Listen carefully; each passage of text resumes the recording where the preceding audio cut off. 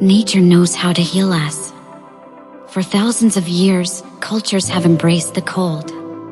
The Inuit, the monks of Tibet, the shamans of Siberia, they all knew the power in freezing waters. It's not just about toughening the body, it's about awakening something deeper inside. Cold plunging taps into ancient wisdom, helping us heal, recharge, and reconnect with the earth. When you face the cold, you face yourself.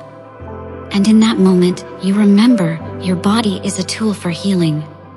Embrace the cold, let it cleanse you, and watch your spirit rise.